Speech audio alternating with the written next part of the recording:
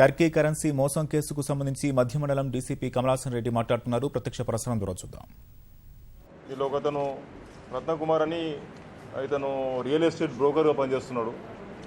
అదేవిధంగా రామకృష్ణ కొన్ని సంవత్సరాలు టొబాకో కంపెనీలో పనిచేయడం జరిగింది. ఇద్దరు కూడా తర్వాత వాళ్ళ వృత్తి వదిలిపెట్టి ప్రాన్స్ బిజినెస్ చేస్తున్నప్పుడు ప్రాన్స్ బిజినెస్లో వీరికి ఇద్దరికి పరిచయం ఏర్పడింది.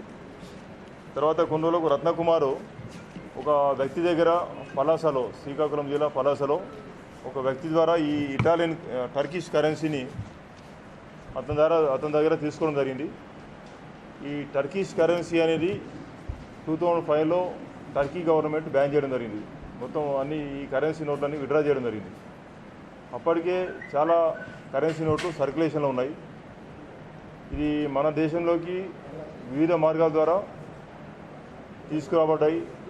ఇటీవల చాలా రోజులుగా మన హైదరాబాద్ నగరంలో ఈ టర్కిష్ నోట్స్ను చాలామంది కొనుక్కోవడము, గలిబుల్ పీపుల్ తీసుకోవడము, బ్రోకర్ ద్వారా తీసుకొని దాన్ని సర్క్యులేట్ చేస్తూ పట్టుబడుతున్నారు. ఈ క్రమంలో మాకు 3వ తేదీ నాడు విశ్వనాథ్ అనే ఒక వ్యక్తి రామ్నగర్ ప్రాంతంలో ఒక శ్రీనివాస టెక్స్టైల్స్ దగ్గరికి వెళ్ళాడు. అక్కడ ఈ రత్నకుమార్ తర్వాత రామకృష్ణ ఇద్దరు ఈ నోట్స్ను, టర్కిష్ నోట్స్ మా దగ్గర ఉన్నాయి. చాలా ఎక్కువ కాస్ట్ ఉంటుంది. ఒక్కొక్క టర్కీ నోట్ వచ్చేసి 10 లక్షలు లీరాస్ ఉన్నది. అంటే 10 లక్షల లీరాను ఒక లీరా కాస్ట్, లీరా ఎక్స్చేంజ్ వాల్యూ ఇండియన్ కరెన్సీలో 23 రూపాయలు లీరా. అంటే ఒక్కొక్క కరెన్సీ నోటు 2,30,00,000 వర్త్ ఉండాలి. యాక్చువల్ 2,30,00,000 వర్త్ ఉన్నదాన్ని 1 లక్ష రూపాయలకి ఇస్తా అంటే ఈ విశ్వనాథ్ అనే వ్యక్తి నమ్మి 20,000 రూపాయలు అడ్వాన్స్ ఇచ్చి తీసుకోవడం జరిగింది. తీసుకున్న తర్వాత ఆయన ఇంటర్నెట్లో బ్రౌజ్ చేస్తే ఇవన్నీ కూడా నోట్లు ఎప్పుడో విత్డ్రా చేసినారు, బ్యాన్ చేసిందని చెప్పి తెలుసుకొని దెన్ ఈ అప్రోచ్ పోలీస్.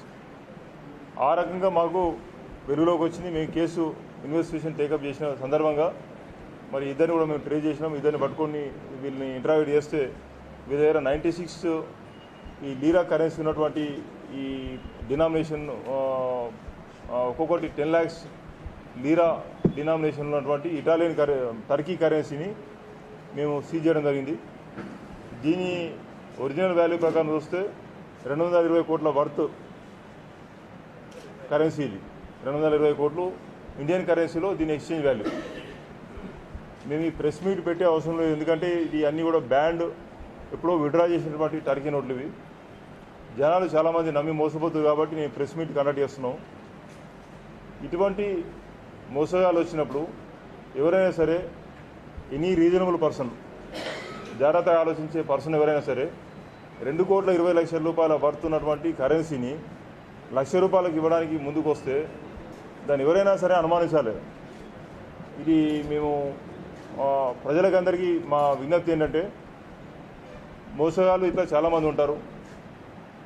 ఇదే కాకుండా రైస్ పుల్లింగ్ గ్యాంగ్లు, రైస్ పుల్లింగ్ మెషిన్ ఒకటి ఉంటుంది. దాని ద్వారా దాని వర్త్ ఇంటర్నేషనల్ మార్కెట్లో 5 కోట్లని, 10 కోట్లని, 15 కోట్లని చెప్పి రకరకాల మోసం చేసే గ్యాంగ్లు కూడా తిరుగుతున్నాయి. అదేవిధంగా ఈ టర్కిష్ కరెన్సీ గ్యాంగ్లు కూడా చాలామంది ఆపరేట్ చేస్తున్నారు.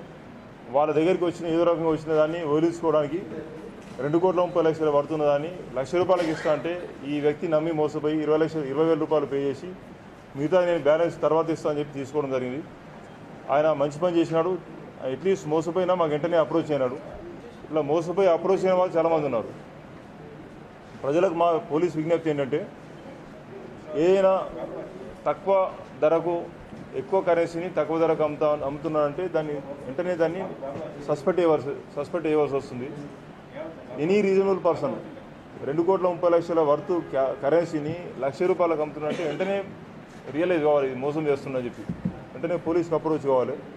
ఆ రకంగా జరగట్లేదు, చాలామంది మోసపోతున్నారు. కాబట్టి అందరికీ విజ్ఞప్తి ఏంటంటే, ఎవరైనా ఇట్లా మోసం చేయడానికి వచ్చినప్పుడు, ఎక్కువ దాన్ని తక్కువగా అమ్ముతున్నప్పుడు, తర్వాత చాలా తేలికగా లాభాలు వస్తున్నాయని చెప్పి ఆశ చూపించినప్పుడు వెంటనే దాన్ని నమ్మి మోసపోకుండా పోలీసులకు సమాచారం ఇవ్వాలని చెప్పి కోరుతున్నాను.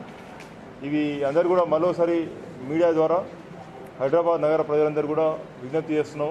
ఈ టర్కీ కరెన్సీ ఎప్పుడో విడ్రా చేసింది గవర్నమెంట్. టర్కీ గవర్నమెంట్ 2005లోనే విడ్రా చేసింది.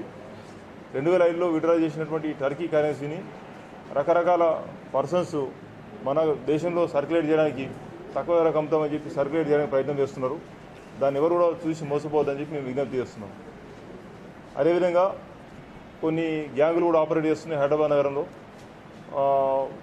ఈ ఫేక్ గోల్డ్ పాలిషింగ్ గ్యాంగులు ఈ బంగారం నగరాన్ని పాలిష్ చేస్తామని చెప్పి ప్రజలు ఒంటరిగా ఉన్నారు మహిళలు, ముఖ్యంగా ఓల్డేజ్ ఉమెన్ దగ్గరికి అప్రోచ్ అవుతున్నారు.